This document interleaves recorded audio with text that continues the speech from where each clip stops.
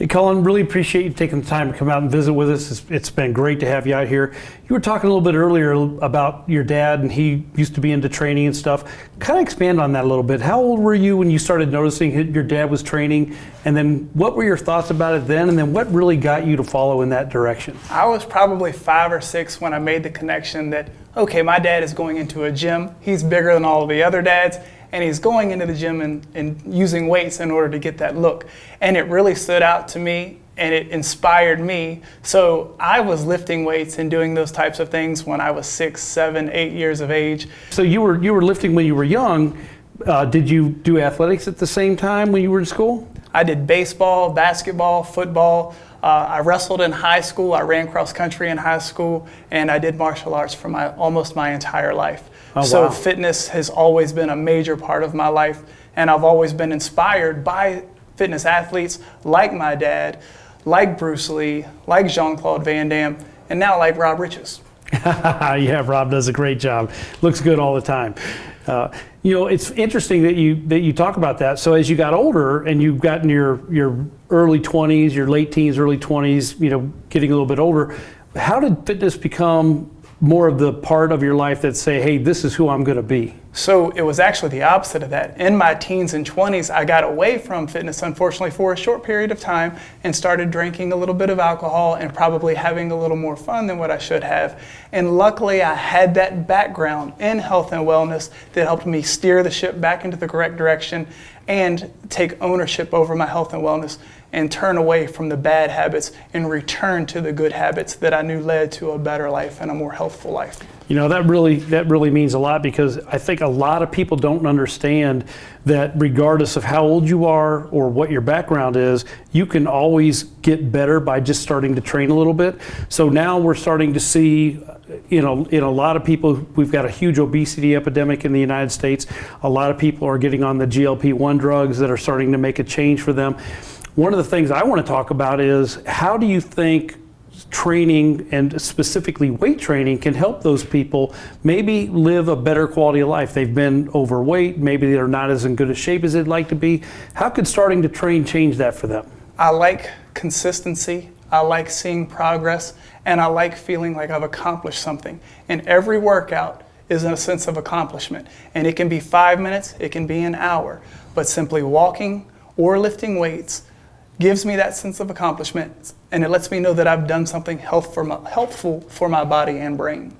Well, you say the part about the brain. One of the most exciting things for me when I'm training, of any type of training, whether I'm riding a bike or lifting weights, is when I'm in that moment of doing those items, I don't think about anything else. I'm just thinking about the training. So it almost gives my brain kind of a recess to stop thinking and worrying about things, because I'm just focused on the training. So how's that been for you? Exactly the same. Lifting weights is the best part of every single day for me. I look forward to it before the session, and at the end of the session, I look forward to the next training session. Yeah, that's really great. So one of the things I think is really exciting as we look at people trying to better themselves, lose some weight, maybe get in better shape, is that they might be exposed to the benefits not only of the physical side of this and what it can do, but the mental side of this as well, and how this can really help them reshape their futures and what they're doing. Absolutely. So as I mentioned earlier, I experimented with alcohol, and I actually smoked cigarettes, I dipped.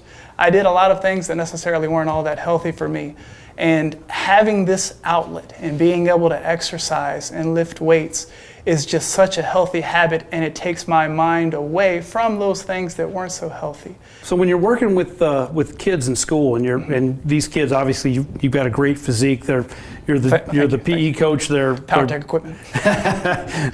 they're looking at you going, hey, this guy looks like he's in great shape. You've been teaching for how long now? 18 years. 18 years. So have you come across situations where you've run into some of these kids that you help expose to fitness and training that you found later in life, and they come back to you and say, hey man, thanks a lot, it really helped change my life? I receive an email from time to time where a student will say, you have really inspired me, I miss you, I wish you followed us up to high school. And they definitely thanked me for my physical education classes and my games, and they said that I made it a lot of fun for them. So it's nice to have that positive impact on people as they grow up. For me, I kind of like you talked about you strayed away and you came back at different times of my life. And I remember when we had our first child and I was busy trying to build a career and traveling all the time, and I didn't have time to work out. And I remember my wife's gaining weight as she's getting ready to have the baby, and I'm gaining weight. My wife's looking at me going, what is going on here? The next thing you know, I'm almost as big as I was when I was competing, but none of it is muscle. It didn't look the same way. But the benefit coming back was I was able to lose that weight and get back in shape and start training again. So throughout my life, I've had this kind of roller coaster where I'm training a lot, not training, training a lot, not training. I found it, no matter what the situation is, it's always easier to get back into training if I spend a little time. And recently, I'd taken some time off to lose some weight. I was cycling a lot and wanted to lose a little bit of body mass so I could get a little faster, so I thought. Didn't work out. But as I started training, my son wanted me to train with him again. And it's interesting to me that people want things instantaneously. They don't understand you've got to put some time in and some effort. So from day one, maybe I'm not going to see any benefit. Day two, not going to see any benefit. Mentally, I'm going to feel great, but my body's not really going to change that much. 1 month, 2 months, 3 months. For me, it was about 6 months, and I found that I could really start seeing a physical difference in my frame and my body again. I felt a lot stronger, and I just felt better about myself. But it took about that 6 months. What's your experience with trying to get the results? And I understand you just did was it an 8-week program? 14-week. 14-week program. So talk a little bit about, the results of that and, what it was like in the beginning, some of the stresses maybe you went through, and then how's the benefit on the back end after putting in all that effort? So when I was 180 pounds, I was strong, but I was having some issues with my blood sugar, my blood pressure, and it does take a toll on my joints as I carry around some extra body weight. And unfortunately, as much as I like that big bulky look that you do experience when you have clothes on, when you take those clothes off, it's not quite as impressive. And my wife was like, I don't necessarily like the way you're looking. And so for those health reasons and to make my wife happy, I knew it was time to drop some weight. And the upside of this is that, yes, you start to get that more chiseled look. And in 14 weeks, I went from 180 pounds to 159 pounds, lifting weights 6 days a week. But I also started walking every night, and that gave my wife and I a chance to connect and spend an hour together each evening. And that's something that we had not done until I started adding in this walk every night. So it benefited our relationship, it benefited my health, and it helped me reach my weight goal that I wanted to get to probably much more quickly than just lifting weights alone. You have any questions for me? So can you tell us any pieces that are coming soon from Powertec? Oh boy, they always want to talk about the new stuff. So there's kind of a rule. You don't talk about stuff you can't sell. But I will tell you that we are spending an enormous amount of time and budget on new product development. And there's a few things we'll show you only. We won't let anybody know about it yet. You have to promise to sign an NDA and not tell anybody. But there are some new things coming down the pike that we're super excited about. One piece I will kind of let the cat out of the bag is a new belt squat that we have that's a plate-loaded belt squat. I had an interview about a year and a half ago where they were asking me about what would be one of my favorite pieces. I have a L5-S1 microdiscectomy where I had a problem where I had a bulging disc, and I don't do bar squats anymore because I don't want the pressure on my spine, but I love squatting. So now with this belt squat, I feel we've got a product that's got a super great belt. We introduced this product at FIBO in Europe and got a lot of feedback on it. People love the belt. They love the product itself. We think it's going to be a home run for us, and that should be coming out here in early fall. And then behind that, we've got 4 or 5 other projects that are becoming right behind that. We're not going to talk about them today, but we're super excited about the future of what that brings. And the belt squat is very exciting for me because that's one of my all-time favorite exercises. Oh, that's great. That's great. We can't wait to have you be one of the first people to get one and try it out and give us some feedback on it. Looking forward to it. Any other questions? What's your favorite Powertec product? For me, it's the lat machine. Having that high pulley and low pulley, it's super smooth. It gives me so much versatility. And for my home gym, being, I've got benches and dumbbells and all those types of things, but I like having the high pulley and the low pulley. I can work my back in multiple facets. I can work my biceps and triceps. It's just a great piece. I can even do some chest work with it. So it's super versatile. For a lot of people, they don't have enough room to have one big giant piece, but maybe they could put 3 or 4 pieces along the wall. So I really like having that lat machine as one of my key pieces in my workout routine. One of my favorite too. It's a great product. So Colin, I'm a little bit older now. I started training when I was in my youth.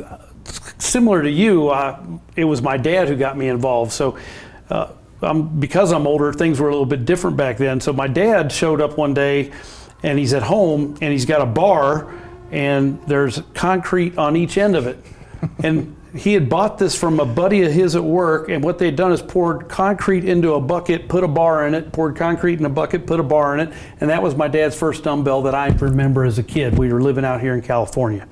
And Dad would be standing out there working out, and I'd look around and I'd see my uncles, and they didn't look like my dad, so I thought that was pretty cool, And that's kind of what got me behind doing this. And now as I've gotten older, I just turned 61 recently, I think one of the most interesting things about the journey I've gone through, having been, an athlete, I played high school, college, and semi-pro sports, got injured with an ACL, got involved with bodybuilding because of that. I'd always lifted weights for athletics, but never really focused on the bodybuilding side. Later on in my mid-50s, I kind of got involved with CrossFit a little bit, ended up hurting my back. That's how I got the L5-S1 microdiscectomy.